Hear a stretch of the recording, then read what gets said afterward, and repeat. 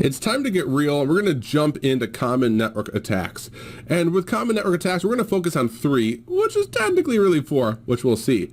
But what it comes down to is they're here regarding threat actors. So let's kick it off.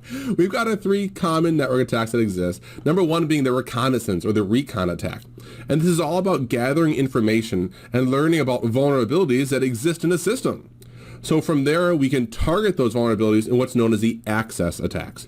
With an access attack, you're trying to take advantage of those vulnerabilities or weaknesses, and they could be in things like authentication or file transfer protocol, web services running on port 80, port 443.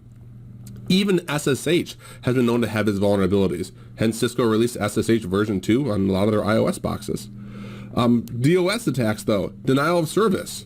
Having a multi-million-dollar business is great, as long as people, which are the users and customers, can reach your network services and reach the web server, be able to transfer their money, make purchases, and literally be able to use your environment.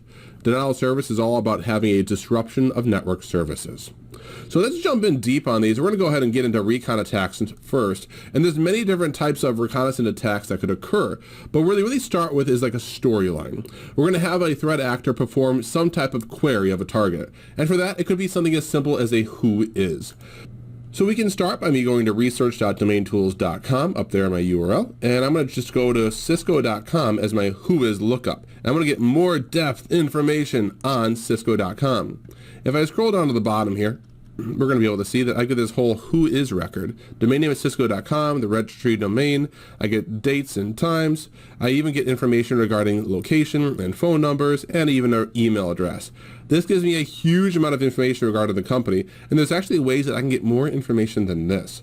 So this would be my initial level 1 beginning step of reconnaissance for the company of cisco.com. Now, continuing onwards, though, we can do something like a ping sweep of a targeted network. And there's tools that are readily available for things like a ping sweep, one of them being right here, for example. And there's a tool that you could use.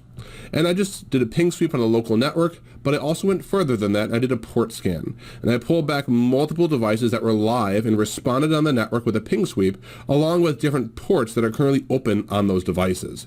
From there, I can research these ports and services and try to see if any vulnerabilities exist.